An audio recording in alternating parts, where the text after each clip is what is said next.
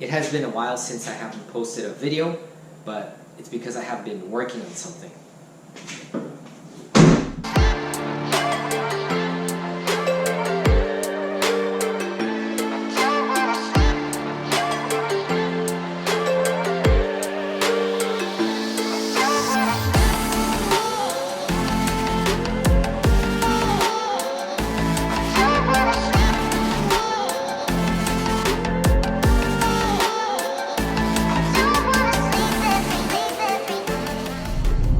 So I wanted to share with you this van, this project that I've been working on.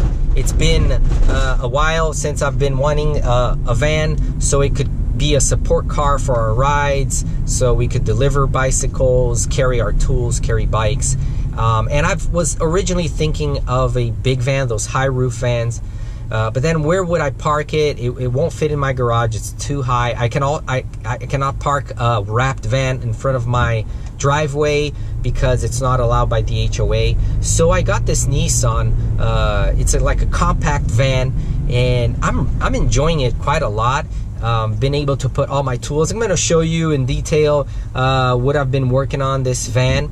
But first, I'm going to meet some guys in downtown Winter Garden. We're going to do a ride. And actually, we had scheduled for 8 a.m., but it was 46 degrees, and Floridians chicken out when it's too cold. So we postponed for 9 a.m., and it's better now. It's 51, and it's going to warm up for sure. It's even in winter in Florida, it warms up. So we're going to do this ride, and then I'm going to show you more about this van.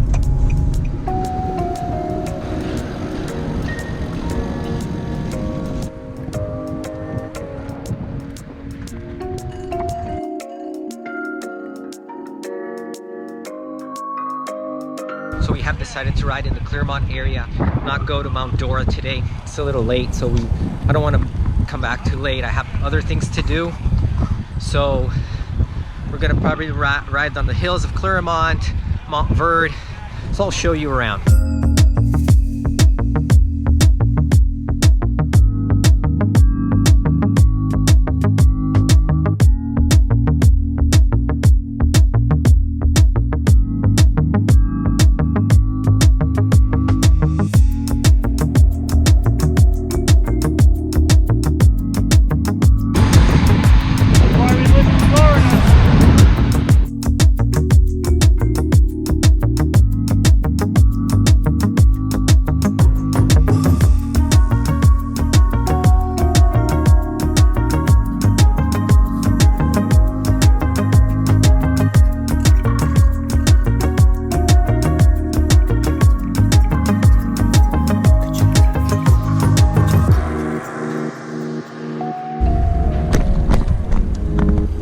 Okay, a little stop here at Green Mountain View. This is a trailhead that you can ride like with a gravel bike, but we don't have gravel bikes, so we're just gonna stop here for a restroom break and then continue our ride to Sugarloaf.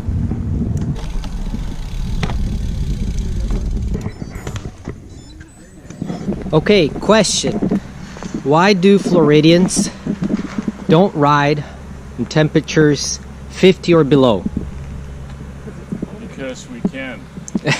Because you can, that's a good one. I think because I shared earlier that it was 48, 46, and we decided to ride later because it was 55. I think people from the north are like, are you guys crazy? 48? I would love to ride if it was 48 over here, right? I wasn't looking at 55. I was looking at 11 at 63. Yeah. Well, it's winter and the temperature is perfect. So where are we riding today? Mark, you're the guide. I am. We are riding up to the wall, the famous wall, and then we're going to go left, and then we're going to go up the northwest side of Sugarloaf. You're enjoying Sugarloaf, right? After you put the 36 cassette? After 32. 32? Yes. My father George got me a brand new cassette with 32 on it, and it changed my life. Wow, let's see the size. I feel like I'm 72 years old. Look at the size of this thing. And you know what, guys? Size does matter. Hey, what's the thing that you're riding and you can't ride alone anymore because people are stopping you on the road they saw you on YouTube? Just that one very attractive girl from South America who wanted to know. She said, "You're Mark from Alex's website." That's what she said. What? And I said, "What?" All right, that's so cool. Aren't you Mark from Alex's website? Yeah, that's me. Cool. Unfortunately, the young, good-looking guy is not here today. All right.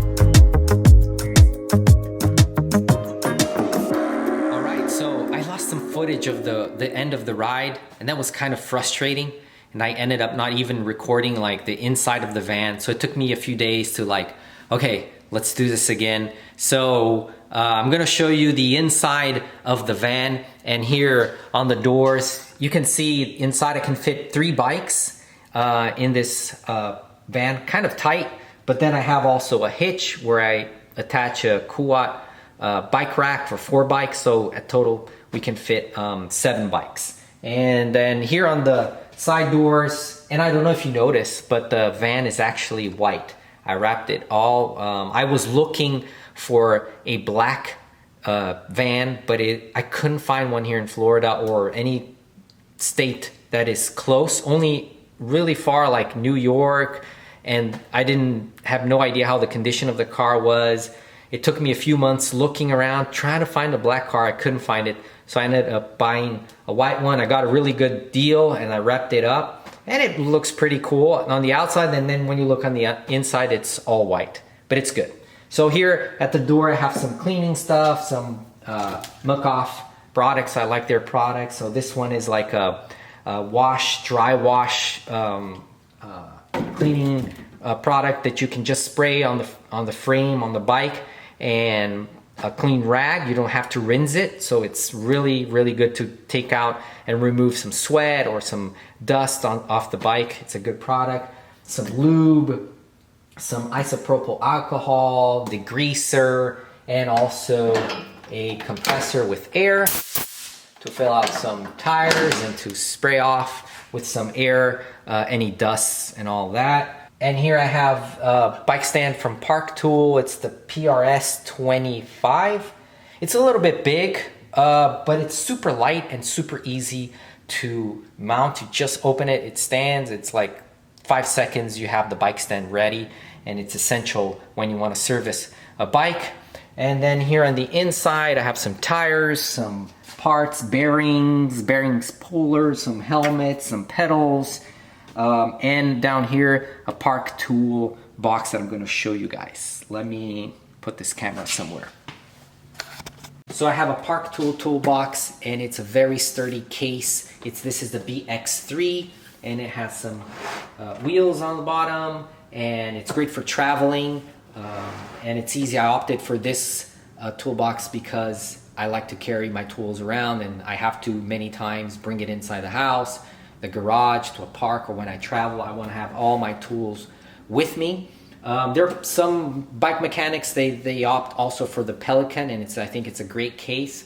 The only thing I think it wouldn't work for me, it's because you have to have these foams to place your tools, and it stays really neat. I really like that, but you have to place those trays on a bench or a table, and I don't want to carry a table with me. So with this toolbox, what I like are the pallets that I can have everything set up with the box. You just need to place the box and the rest will fit in. So it works great. That's why I opted for this toolbox. It's a little bit more expensive, but it's been worth it. I'm enjoying it a lot, and I'm going to show you the inside of this toolbox.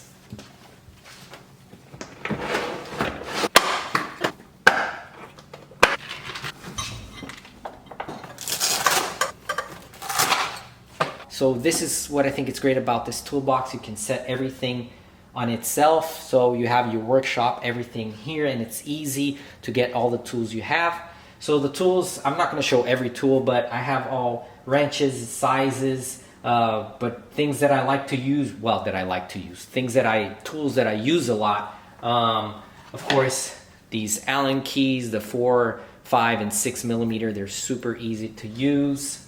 Also, this from Park Tool is this picker. So to pick stuff or push little small parts. It also has a magnet, so it's easy to just stick it everywhere.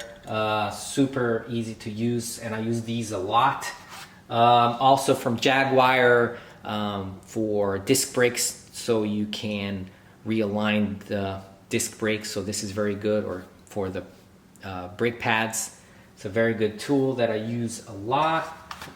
Another tool that I use a lot is a hanger alignment. This one is from Park Tool. I saw one from Lezyne that's super small. I think I'm gonna get one from Lezyne. It's smaller. This is kind of, too big, but it's very useful tool. So sometimes you're having issues shifting. You think, well, maybe it's my chain, my cassette. A lot of times is your hanger is not aligned, and this tool will fix that. And another tool that I think every cyclist should have if you ride a lot is a chain ruler for you to measure your chain to see if it's worn out, because one of the parts that gets worn out really quickly and not many people realize is the chain. It stretches, and if you don't replace it, it can damage your cassette. So with this ruler, you can measure it and see if it's worn out without having to take it to your bike shop every time for them to measure if your chain is worn out or not. You can measure it, and then you can replace the chain yourself, or you can take it to your bike shop. Cable cutter, very useful. I also have here a box with end caps, crimps, and all little pieces for cables. I'll show you also have in the side of the van some parts that I carry. I'll show you that in a minute. An interesting tool that I like a lot, it's from Jaguar. This looks like a pen, but it's for internal cabling, so you want to pass the cable inside your frame. This makes it much easier, so it has a little magnet here that you can put inside the frame to guide the cable, and also has magnet here. And the really interesting part is you can detach, and inside there are these little attachments that you can use it to attach on the cable or housing, and it has a magnet on its end, so it makes it really, really easy for you to guide the cable inside your frame, so it makes your life much, much easier. I love the tools that also Jaguar does, especially for cables, for disc brakes, and all that. I think they do great stuff. Very smart people working over there. Another thing here is this ring that's for truing your wheel, so tighten or loosening spokes. So it's different sizes. I don't know if you can see here. And so I use this a lot to true some wheels. So yeah, that's pretty much it. I'm not gonna show every tool I have in this toolbox. Maybe I can do a separate video just about the tools that I have in this toolbox. But I'm gonna show you on the side what the parts that I have, that I carry on the van. Also, portable compressor that I use to have air and fill up air on the tires. Let me show you that. So this is my favorite part of the van. Ta-da! I have a bunch of parts for bicycles, the basics. Of course, you can't carry everything, but I have cables, housing, handlebar tapes. This one is from Zip. This is from Shimano, lube, chains. So I have chains, single speed, 8 speed, 10 speed, 11 speed, 12 speed chains, tubes, all different sizes, straighter, press stuff, or different size tires. So the basic, when you need, that happens a lot. You have a flat, you need to replace the tube, and also some basic parts like some derailleurs, front derailleurs, some pedals, things that I use that commonly happen that you need to repair on bicycles. And the interesting thing that I have here is down here is this compressor from Milwaukee. They have been doing great tools, and this compressor, it's a battery powered compressor, and it works really good with bicycles. It's a 2-gallon compressor. It's nothing big, but it works perfect for bicycles to fill up the tires, or just, you know, put some air and blow off some dust from the bike. It works great, and it lasts me for a week filling out tires, and I love it. Milwaukee did a great job with this compressor. And on the side here, I have a pressure washer, a portable pressure washer, that it's a 12 volt that you can connect to the car. And actually I bought this in the UK, and I think it fits 6 gallons of water. So it's good like to rinse about 2, maybe 3 bikes. The pressure is not strong, but you don't need a strong pressure washer to rinse a bike, you know, to remove some mud or just give it a good clean. This pressure washer works great. So yeah, I have the basics here, a mini bike shop on the car, and it's a great way to give us support when we're riding, or any maintenance or emergency. You have a lot of things on the road that you can resolve any bicycle issues with these tools and these parts. Of course, I've been working more things. I have other ideas for the car, but this is what I have today. And I hope you found this interesting, as I have enjoyed building up this project and this van. Let me know if you have any ideas or any questions. You can leave it in the comment.